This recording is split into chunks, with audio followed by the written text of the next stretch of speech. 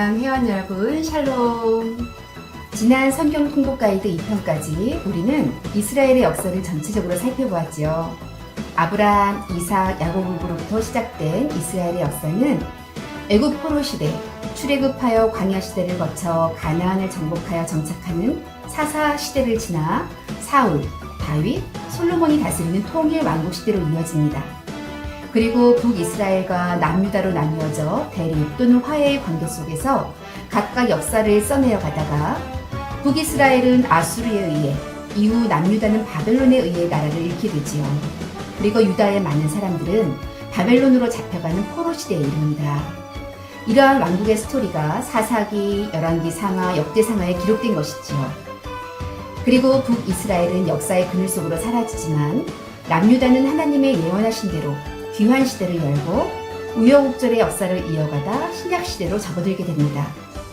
에스라, 느헤미야, 에스더는 포로 시대와 예루살렘 귀환 시대에 쓰여진 역사서라고 설명드리며 지난 시간 마쳤습니다. 이렇게 17권의 역사서 뒤에 이어지는 시가서 5편은 대략 이러합니다. 족장 시대 쓰여진 욥기, 다윗 왕을 비롯한 여러 명의 찬양시가 수록된 시편, 하나님의 백성들이 어떻게 살아야 하는지에 대한 지혜의 글을 모은 잠언과 하나님을 경외하는 것만이 헛되지 않다고 노래하는 솔로몬의 전도서, 그리고 연인의 사랑을 빗대어 인생들을 향한 하나님의 사랑을 노래한 아가서, 이렇게 5편이지요. 시편은 다윗, 잠언은 솔로몬이 저자라고 쉽게 알고 있지만 시편에는 모세의 기도도 있고 찬양 사명을 맡았던 이들의 찬양시도 들어있습니다. 잠언 또한 다른 이들의 잠언도 모여져 있지요. 시편은 찬양시 형식이지만 그 중에는 예수님에 대한 예언이 담겨 있을 정도로 깊은 영적인 비밀과 힘이 담겨 있기에 구약과 신약을 통틀어 가장 많이 인용되는 성경이기도 합니다. 저는 기도할 때 자주 시편을 상기하고 인용하며 영감을 얻기도 하지요. 우리 회원 여러분도 시가서 속에서 은혜와 감동을 받으실 수 있기를 바랍니다. 이렇게 5개의 시가서는 이해하기 어렵지 않을 것입니다. 그런데 이어지는 구약의 나머지 17편의 예언서는 이해하기가 쉽지 않죠. 예언이기에 성경의 감동학 가운데 밝은 영감 속에서 읽어야 깨우침이 되지요. 그러나 그 이전의 예언서가 쓰여진 배경과 역사를 알지 못하기에 육적인 지식 부분에 있어서도 이해가 안 될 수 있습니다. 예를 들어 우리나라의 일제강점기에 대해 알지 못한 채로 그 당시 문학을 접한다면 온전히 이해가 안 되겠죠. 일제강점기 속에서 기독교 지식인의 양심으로 괴로워하던 시인 윤동주, 그 시대의 정세와 환경을 모른다면 서시를 통해서 전하고자 하는 가치관과 고뇌를 다 이해하지 못할 것입니다. 그 시대가 일제강점기 시대인 것을 알고 그때 이루어졌던 만행이나 신앙인에 대한 박해를 알고 있다면 그 시에 대해 더 깊이 이해할 수 있지요.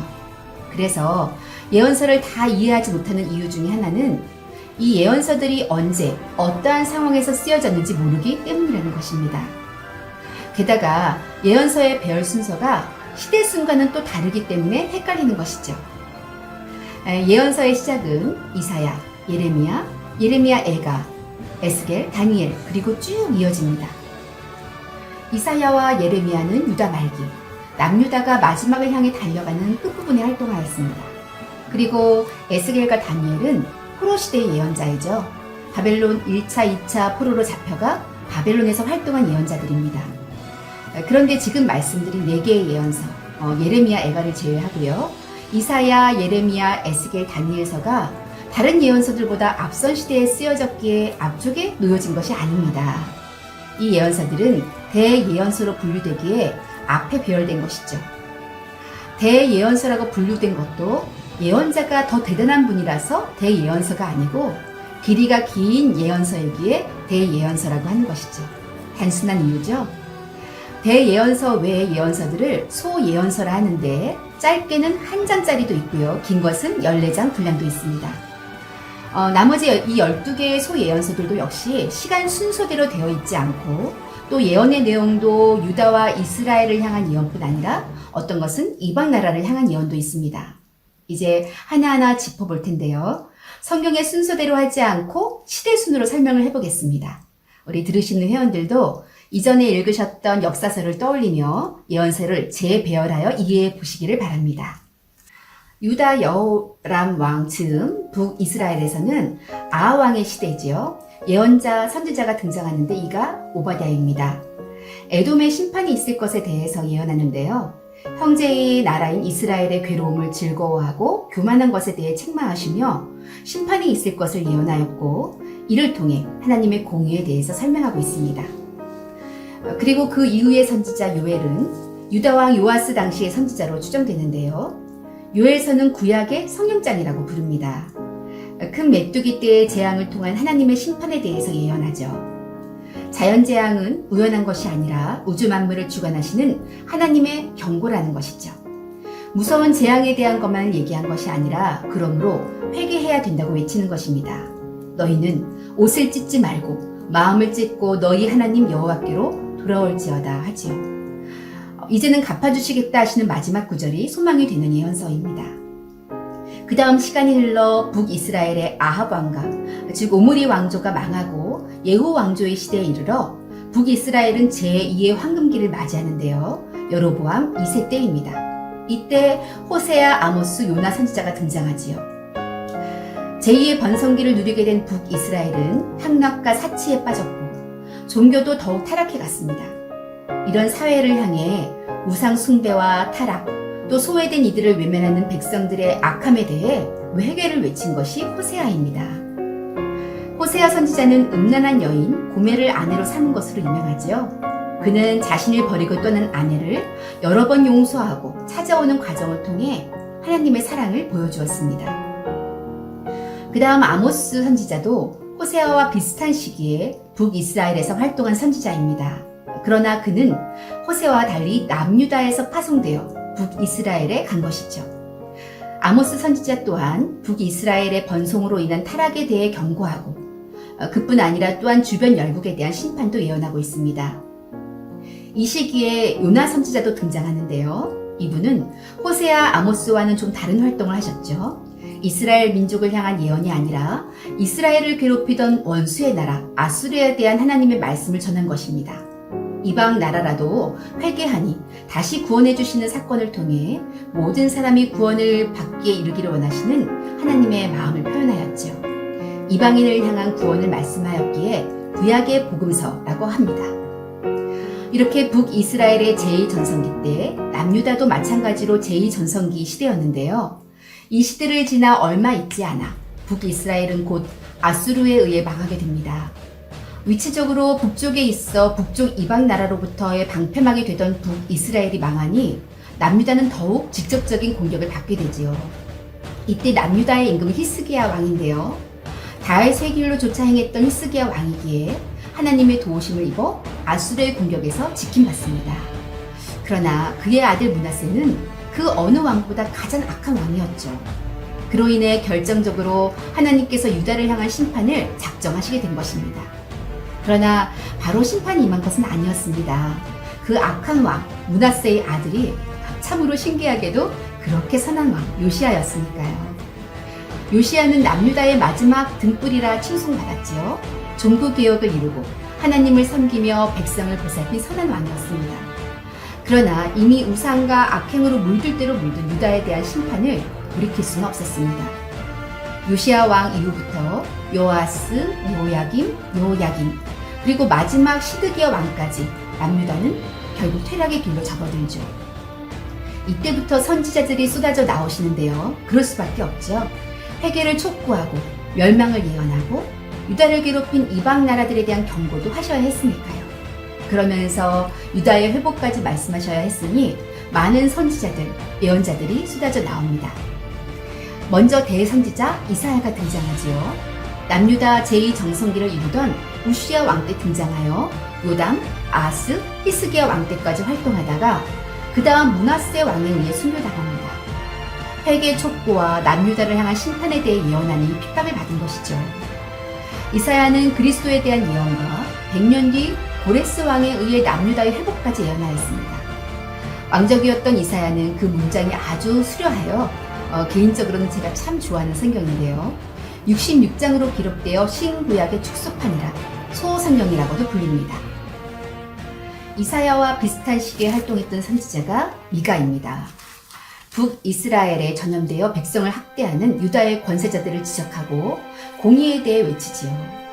천천의 수양과 만만의 강수 같은 기름보다 공의를 행하고 인자를 사랑하며 겸손히 하나님과 함께 행하라고 가르칩니다. 이사야, 미가 선지자 이후에 조금 지나 남유다가 만국의 길을 걷게 되는 시기에 나훔, 스바냐, 하박국 선지자들이 나오고 대선지서를 기록한 예레미야까지 등장을 하지요. 먼저 다른 선지자와 좀 다른 나훔부터 살펴보겠습니다. 나훔은 북이스라엘을 침략하고 남유다에 대한 공격을 더해갔던 아수르에 대한 심판을 예언합니다. 요나를 통해 외쳐졌던 하나님의 경고 말씀을 통해 회개하면서 한 차례 구원의 기회를 얻었던 아수르였지만 이후에 다시 악행을 일삼는 아수르에 나훔을 통해 다시 하나님의 심판의 예언이 임한 것이죠. 이 경고 이후 얼마 지나지 않아 BC 612년에 아수르는 바벨론에 의해 멸망하였죠. 이제 대거 등장하는 남유다의 선지자 예언서를 살펴보겠습니다. 스바냐 선지자는 종교개혁을 단행한 요시야 왕 때 활동한 선지자입니다. 요시야 왕 이전 므낫세 왕 시대를 거치면서 극도로 타락해버린 유다를 향해 심판의 경고를 하고 있는데요. 이사야처럼 왕족이었던 스바냐는 요시야 왕에게도 영향을 미치지 않았을까? 스바냐의 경고가 요시야 왕의 종교개혁 의지에 힘을 실은 것이 아닌가 하고 추측합니다. 스바냐서에 가장 많은 사랑을 받는 구절이 있지요. 너의 하나님 여호와가 너의 가운데 계시니 그는 구원을 베푸실 전능자시라. 그가 너로 인하여 기쁨을 이기지 못하시며 너를 잠잠히 사랑하시며 너로 인하여 즐거이 부르시며 기뻐하시리라.